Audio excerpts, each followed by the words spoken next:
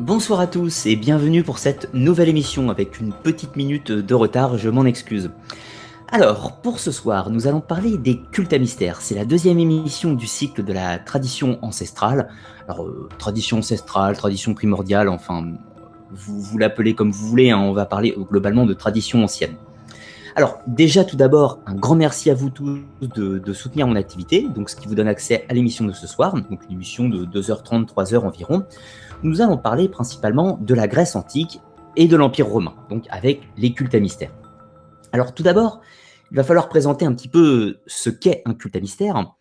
Et l'émission sera découpée en 5 parties, hein, comme d'habitude. Et bien sûr, si vous avez des questions à me poser lors de ce live, n'hésitez pas. Ce sera avec plaisir que j'y répondrai autant que faire se peut. Tout d'abord, on va faire la partie historique, donc de la Grèce archaïque, ensuite la Grèce classique, ensuite le monde hellénistique, l'Empire romain et le problème des sources pour finir cette partie historique. Alors, tout d'abord, les cultes à mystère, comme on l'a vu, enfin comme on l'a dit du moins, apparaissent sensiblement au 7e ou 6e siècle avant Jésus-Christ. Au 6e siècle, on est sûr, au 7e, ça reste une théorie probable, mais néanmoins pas totalement affirmée. Alors, faisons un petit peu l'histoire de la Grèce. La civilisation mycénienne régnait sur la Grèce continentale sensiblement entre 1800 et 1200 avant Jésus-Christ. Cette civilisation va s'éteindre, ou du moins s'arrêter. Ça ne veut pas dire que les gens sont tous morts, mais ça veut dire que la civilisation se stoppe. Ensuite va suivre une autre période qu'on appelle la civilisation sub-mycénienne, qui suit les Mycéniens, sachant qu'il y aura perte de l'usage de l'écriture, et de nombreuses coutumes de la Grèce vont évoluer.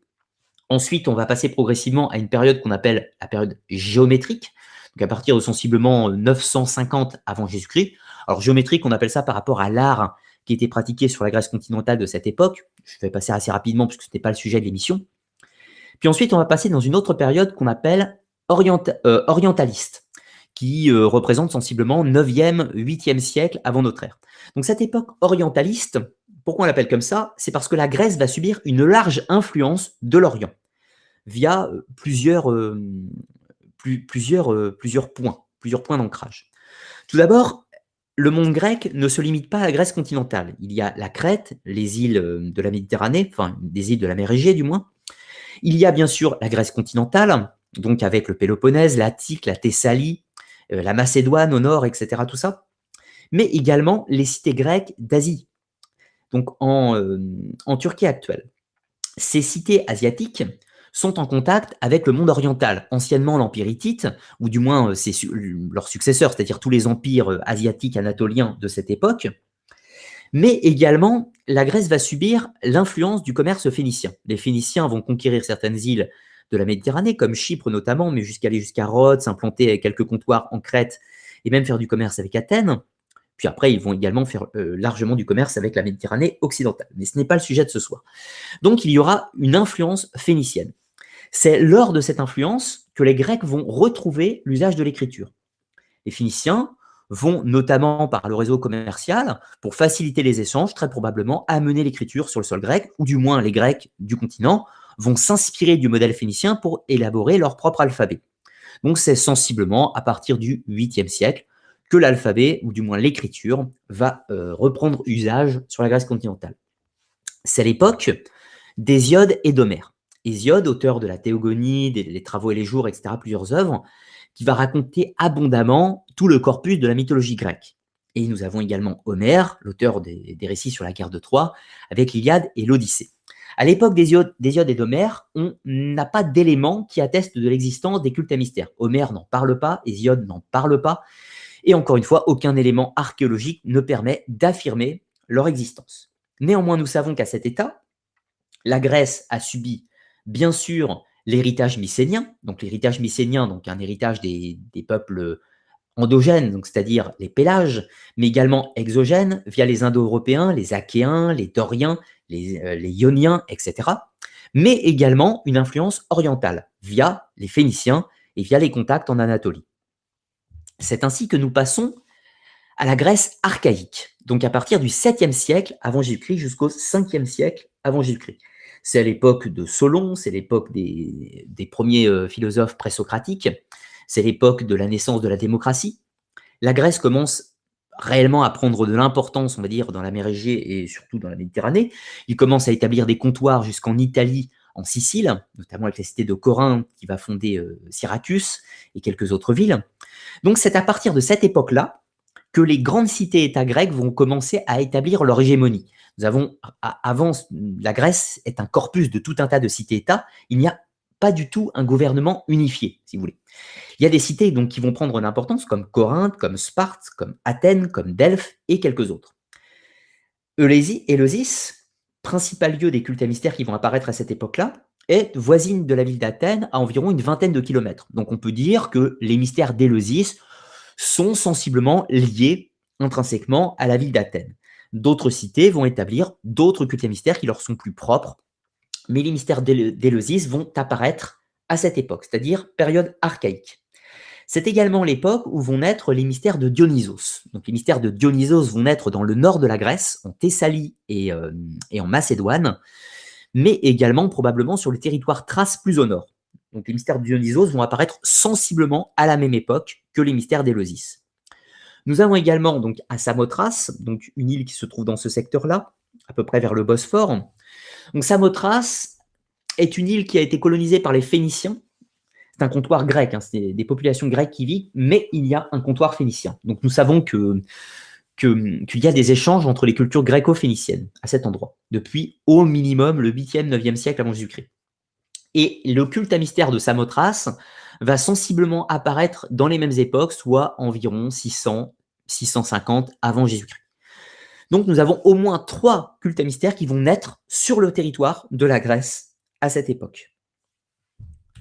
Un petit peu plus loin. Donc cette époque va représenter l'époque donc de Thalès, Pythagore, de Solon, de Hécatée de Milet, donc un des premiers historiens du monde grec. Donc la période des présocratiques entre le 6e et plus tard le début du 5e siècle avant notre ère. À noter que Pythagore, notamment, n'a pas créé un culte à mystère à proprement parler, mais ce qu'on appelle les sociétés initiatiques pythagoriciennes se rapprochent des cultes à mystère sur certains points. Ce n'est pas le sujet de l'émission de ce soir, mais il y a trop de différences entre les mouvements pythagoriciens pour les lier directement au culte à mystère.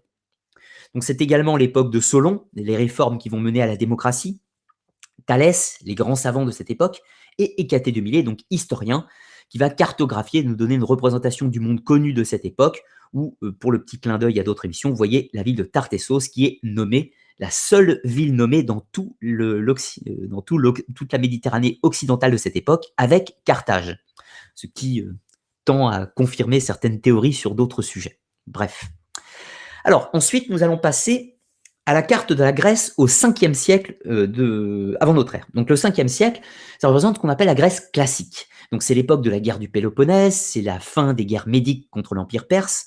Les cités de Sparte et Athènes ont clairement mis leur hégémonie sur le monde grec et se livrent des guerres fratricides pour le contrôle de la mer Égée et de toute la Grèce continentale et asiatique. Alors, au 5e siècle avant Jésus-Christ, clairement, c'est l'essor des cultes à mystère. Les cultes d'Éleusis sont connus dans tout le monde méditerranéen. Ils sont connus en Orient, ils sont connus en Égypte, ils sont connus en Italie, ils sont connus en Sicile, ils sont connus à Carthage. Mais néanmoins, ils ne sont pratiqués que dans une seule ville, à savoir la cité d'Éleusis. Néanmoins, ils seront copiés. De nombreux cultes à mystère vont naître dans toute la Méditerranée en s'inspirant des cultes à mystère d'Éleusis. On va voir pourquoi ils s'en inspirent et qu'ils ne font pas des succursales tout à l'heure. Mais en tout cas, il y a un véritable rayonnement. On peut dire qu'à l'époque de la Grèce classique, il y a des milliers d'initiés à Éleusis. Samothrace a au moins autant de succès qu'Éleusis, mais néanmoins se veut beaucoup plus barbare par rapport aux yeux des Grecs de cette époque. On va détailler ça un petit peu tout à l'heure. Quant au mystère de Dionysos, ils font un petit peu moins parler, mais néanmoins se répandent particulièrement dans l'ouest de la Grèce, en réalité là où Éleusis n'est pas, pour se distinguer, se différencier d'Éleusis, et surtout les mystères de Dionysos se répandent surtout hors de la périphérie d'Éleusis, parce que celui de la cité près d'Athènes avait tellement de succès qu'il était inconcurrençable sur ces terres, si l'on peut dire. C'est ainsi que les mystères de Dionysos vont se retrouver plus au nord et à l'ouest de la Grèce, mais également en Sicile et en Italie, et également aux abords de la mer Noire. En gros, le mystère de Dionysos est celui qui s'exporte le mieux, si l'on peut dire. C'est également à cette époque que l'on va voir réellement apparaître sur la scène grecque les mystères de Cybèle, les mystères phrygiens d'Attis et de Cybèle. Ce qui ne veut pas dire qu'il n'existait pas avant, mais c'est réellement à partir du 5e siècle qu'on en entend parler, ou du moins au niveau des sources archéologiques. Ensuite, donc, pour rappeler un petit peu, le 5e siècle de notre ère, c'est l'époque d'Hérodote et de Socrate. Donc Hérodote, grand historien, qui sera lui-même initié au mystère de Samothrace, et Socrate, qui ne sera pas initié, du moins à nos connaissances, à un culte à mystère, mais qui va néanmoins parler d'eux, on le suppose, du moins au vu des écrits de Platon. Ce qui ne veut pas dire que Socrate l'a vraiment fait, mais en tout cas, Platon dit que Socrate parlait des cultes à mystère. Je vous rappelle que cette époque est marquée par tout un tas de réformes au niveau de la philosophie grecque, et ce qui aura forcément un impact sur les cultes à mystère. Ensuite, nous allons passer à la période hellénistique. Donc, c'est l'époque de la conquête d'Alexandre le Grand, donc milieu du IVe siècle avant notre ère. Donc, les Grecs vont s'emparer de l'Empire perse, le démanteler, mais également faire un syncrétisme entre la culture grecque et orientale. Attention, il est important de rappeler que les cultes à mystère existent déjà, mais néanmoins, ils vont s'exporter en Orient et vont fatalement intégrer des concepts orientaux. Ça, c'est important de le préciser. Alexandre va mourir, ses successeurs, les Diadoques, vont se partager son empire.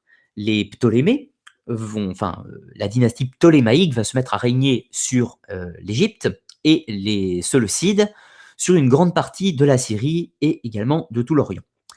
C'est à partir de cette époque, donc à partir de l'âge d'or d'Alexandrie, 3e siècle, 4e siècle avant Jésus-Christ, que vont apparaître sur la scène politique les mystères d'Isis et les mystères de Sérapis, par exemple. Donc comprenez bien qu'il n'existe aucune source archéologique qui permette de dire que les mystères d'Isis existent avant. C'est bel et bien lorsque les Grecs règnent sur l'Égypte que les mystères d'Isis vont exister. Encore une fois, je vous le rappelle, cela ne veut pas dire que le culte de la déesse Isis n'existait pas préalablement, mais les mystères d'Isis, au sens culte à mystère, n'existent pas préalablement à l'installation grecque en Égypte. Alors, l'on pourrait dire que les mystères d'Isis sont clairement une copie des mystères de la ville d'Éleusis, mais qui s'implantent en Égypte. Voilà, vu que Éleusis est fondamentalement en Grèce et qu'on ne peut pas être initié ailleurs qu'à Éleusis, eh bien, en Égypte, on va faire une synthèse, une autre forme de mystère adaptée à la culture gréco-égyptienne locale, en utilisant la déesse la plus aimée du monde égyptien, à savoir Isis, et bien sûr avec le mythe d'Osiris, on en parlait tout à l'heure. Donc c'est l'âge d'or des cultes à mystère grecs, mais qui vont se répandre dans tout l'Orient, dans l'Égypte, et également se répandre dans la Méditerranée occidentale. À cette époque, donc, nous avons le royaume ptolémaïque, nous avons le royaume séleucide, comme on l'a vu, nous avons toujours la Grèce sous domination macédonienne à cette époque, et nous avons les deux puissances montantes de l'Occident, à savoir le royaume punique de Carthage et la nouvelle République romaine. C'est à partir de cette époque du IIIe siècle avant Jésus-Christ que les cultes à mystère vont se répandre à Rome. Tout d'abord, le premier qui semble arriver sur le territoire romain, il semblerait que ce soit les cultes à mystère liés aux déesses mères.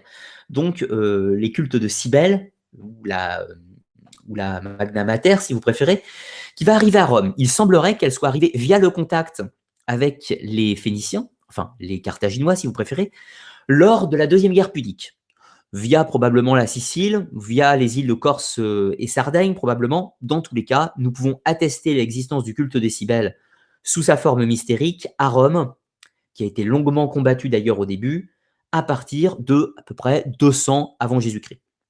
Les autres cultes, comme les mystères de Dionysos, existaient très probablement dans le monde romain préalablement, même si on ne peut pas l'attester avec certitude.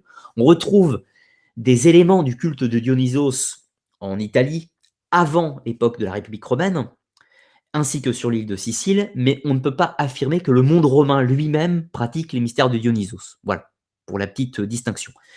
Ensuite, c'est à peu près vers 70 avant Jésus-Christ que les mystères d'Isis vont commencer à apparaître à Rome, environ 70-80, pas vraiment avant. Voilà, que les mystères... excusez-moi, je vous dis une bêtise, c'est environ vers 150 avant Jésus-Christ que les mystères d'Isis vont commencer à arriver à Rome, notamment lorsque ces derniers, les Romains, vont conquérir la Grèce. Il faut bien comprendre que les Romains ont vaincu militairement tout d'abord les Carthaginois, et se sont donc appropriés des traditions mystériques que les Carthaginois avaient véhiculées avec eux, donc notamment le culte de Magna Mater, certains cultes donc de Cybèle, d'Attis de Phrygie et probablement d'autres cultes. Mais également, avec la conquête de la Grèce par la suite, ils vont s'approprier certains courants mystériques grecs. Car si les Romains ont vaincu les Grecs militairement, ce sont les Grecs qui l'ont emporté philosophiquement. C'est ainsi que le monde romain s'est hellénisé, si l'on peut dire. Ensuite, donc, carte de la République romaine qui va étendre son influence donc, sur le monde grec, mais également sur l'Afrique du Nord, l'Espagne et une partie de l'Asie. Évidemment, le monde romain va encore étendre ses influences sur l'Égypte et la Syrie par la suite, ce qui fait que il faut comprendre que la République romaine, les Romains sont avant tout des copieurs. Je ne dis pas ça péjorativement, mais les Romains, en conquérant de nouveaux territoires, vont intégrer de nouveaux cultes à leur propre panthéon. C'est ainsi qu'au début, nous avons des cultes purement romains, puisque les Romains sont avant tout des Italiques, donc une tribu indo-européenne, mais ils vont intégrer à leur grande république, tout d'abord, les Étrusques. Enfin, on pourrait même dire que Rome s'est fondée à la fois sur les peuples italiques ainsi que sur le peuple étrusque. Les Étrusques avaient leurs propres dieux, comme par exemple Janus. Et cela va former un nouveau panthéon. Puis plus tard, ils vont intégrer des dieux phéniciens. Ils vont intégrer des dieux espagnols. Ils vont intégrer des dieux grecs. D'ailleurs, les similitudes entre le panthéon grec et romain sont flagrants, même s'il y a des différences. Puis ensuite, ils vont intégrer des divinités égyptiennes, comme par exemple Isis. Et c'est ainsi que le culte à mystère d'Isis va se retrouver à Rome. Rite d'ailleurs qui va poser beaucoup de problèmes, parce que c'est un rite qui se pratique principalement en extérieur. Puis ensuite, ils vont intégrer des divinités orientales, comme nous allons retrouver Mithra. Mithra, au 1er siècle de notre ère, va arriver depuis la Syrie, ou du moins depuis l'Anatolie, jusqu'à Rome, notamment via les légions romaines. Donc les guerriers de la République romaine sont souvent installés sur les frontières de l'Empire pour défendre les territoires, et ils vont être en contact avec de nouvelles traditions mystériques, de nouveaux cultes, et du coup vont adopter les nouvelles divinités, et au gré des mouvements de population, vont les ramener jusqu'à la mère patrie, jusqu'à Rome. C'est ainsi que Rome, au 1er siècle avant notre ère, se retrouve la capitale des cultes à mystère. Nous en dénombrons des centaines. Même si nous n'avons quasiment aucune information sur la plupart d'entre eux, nous pouvons dire qu'il y a tout un tas de divinités extérieures qui vont se retrouver dans le panthéon romain, et parmi toutes ces croyances plus ou moins étranges, il y aura certains cultes à mystère qui vont faire le même chemin que les religions, ni plus ni moins. Alors, notamment à l'époque de Cicéron, sensiblement 50-60 avant Jésus-Christ, ce dernier ainsi que Philon d'Alexandrie tenteront de faire interdire les cultes à mystère à Rome. Ils considèrent que ces pratiques, ces pratiques sont, il faut comprendre, secrètes. Alors, nous allons voir que c'est beaucoup plus compliqué que ça. Certains cultes à mystère sont totalement secrets, d'autres à moitié, d'autres pas du tout, etc. Tout ça, nous allons voir que c'est très compliqué. Mais dans tous les cas, du moins à ce stade de l'histoire, on sent dans le 1er siècle avant Jésus-Christ, de nombreux sénateurs romains, personnes influentes, vont tenter de s'opposer à ces cultes à mystère qu'ils considèrent comme une menace pour la sécurité de l'État, due au caractère principalement secret. Sont principalement visés les cultes à mystère de Dionysos à cette époque. Celui qui fera d'ailleurs le plus de problèmes. Ensuite, nous passons à l'Empire romain. Donc, les cultes à mystère font leur chemin. Le culte de Mithra est celui qui a sans nul doute le plus de succès. Il se répand comme une traînée de poudre dans l'Empire romain, au point de concurrencer abondamment la jeune religion chrétienne. Donc, au IIe siècle de notre ère, vous voyez que tout le bassin méditerranéen est soumis militairement à Rome, et c'est ainsi que les légions romaines vont dispatcher le culte de Mithra à peu près partout dans l'Empire. Plus le culte de Mithra va prendre d'importance, plus les mystères d'Éleusis vont commencer à disparaître.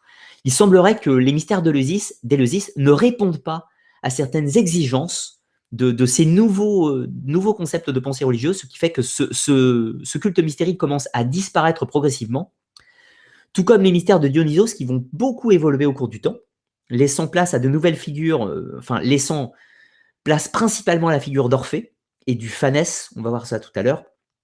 Inversement, pareil, le culte de Mithra se répand comme une traînée de poudre, et les mystères de Samothrace continuent de rayonner à l'époque de l'Empire romain. Chose particulièrement étrange d'ailleurs.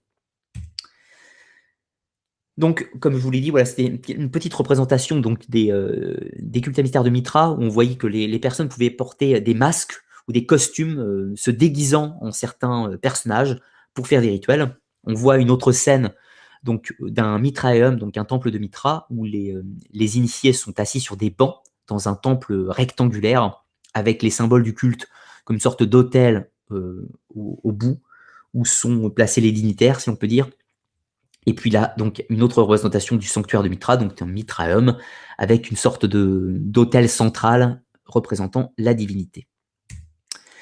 Donc maintenant, le problème des sources. Les cultes à mystère ont un gros problème, c'est le manque de sources. Néanmoins, ce n'est pas parce qu'il y a manque de sources qu'on ne peut pas travailler sur certaines choses. Pour pouvoir faire des recherches sur ces cultes, il faut s'intéresser à la littérature gnostique et hermétique, même si la gnose et l'hermétisme ne sont pas des cultes à mystère à proprement parler. Ils vont parler parfois des cultes à mystère, ou du moins, ils ont certains traits de ressemblance. Encore une fois, la gnose n'est pas un culte à mystère, mais elle a des points de ressemblance ou de concordance. Du moins, certaines questions que les initiés se posent sont les mêmes. De ce fait, il y a des points de rapprochement. Ensuite, il y a les parchemins magiques. Les cultes à mystère pratiquent beaucoup d'activités qu'on pourrait dire magiques, opératives, et c'est ainsi que certains parchemins magiques ou de soins mystiques parlent des cultes à mystère, ou du moins ont quelques points qui vont nous intéresser dans cette question. Ensuite, il y a les romans grecs et romains de cette époque. Je penserai notamment aux Métamorphoses d'Ampulée, qui va parler abondamment des mystères d'Isis et d'Éleusis. Nous avons également les philosophes grecs et romains. Nous avons Platon qui va parler des cultes à mystère. Nous avons également Échille, nous avons Aristote, nous avons Xénophon. Nous en avons de nombreux, et à toutes les époques. Ensuite, nous avons les éléments archéologiques, donc certains sites comme le sanctuaire des grands anciens de Samothrace, nous avons la Villa des mystères de Pompéi, nous avons certains sites en Italie, près de la mer Noire, sur la Grèce continentale, etc. Tout ça, je ne vais pas tous vous les citer, pour retrouver des éléments de poterie, des éléments de fresques, qui vont attester l'existence de scènes appartenant au culte à mystère. Et ensuite, la littérature chrétienne des premiers siècles, où les pères de l'Église vont abondamment critiquer les gnostiques, mais également critiquer les cultes à mystère, notamment ceux de Dionysos ou de Bacchus, mais également le culte de Mitra, qui sera largement critiqué. On va continuer avec la deuxième partie. Donc, sur le fonctionnement des cultes à mystère. Alors, première idée reçue, tous les cultes à mystère, il y en a de nombreux, comme on l'a vu, mais on pourrait en citer énormément, ils ne fonctionnent pas tous pareil. Néanmoins, ils ont des points communs. Ils vénèrent tous un corpus de divinité, ils ont tous une pratique secrète ou discrète, ils utilisent tous des codes de reconnaissance, ils utilisent tous des mots de passe ou des mots sacrés, et ils pratiquent tous des cérémonies d'initiation et d'autres cérémonies à certains moments de l'année, à des dates spécifiques. Il y a des points communs. Néanmoins, ils ne vénèrent pas les mêmes divinités, ils n'utilisent pas les mêmes codes et les mêmes symboles, ils ne pratiquent pas dans les mêmes endroits, ils n'ont pas forcément les mêmes objectifs dans la pratique, et surtout, ce qui se passe dans les rituels et les cérémonies n'est pas du tout la même chose. Il y a des points communs entre certains, mais des différences en d'autres. Autre chose, ils ne sont pas organisés pareil. Certains sont réellement très très secrets, et d'autres quasiment pas. Donc, c'est ce que nous allons voir dans cette partie. Première question, l'accès au culte à mystère. Qui pouvait accéder au culte à mystère? Qui était rejeté? Qui avait accès? Les hommes, les femmes, etc. Tout ça, c'est ce qu'on va voir dans une première partie. Ensuite, les formes d'organisation, les différentes structures de culte à mystère. Ensuite, les pratiques mystériques. Qu'est-ce qu'on fait dans un culte à mystère? Et ensuite, les objectifs et les invariants, ce qui est commun à tous les cultes à mystère. Alors, première chose. L'accès au culte à mystère. Première question, l'initiation au mystère était un choix individuel. Eh bien, on ne rentrait pas dans un culte à mystère parce qu'on habitait dans une ville, ou on ne rentrait pas dans un culte à mystère parce que vos parents y étaient préalablement.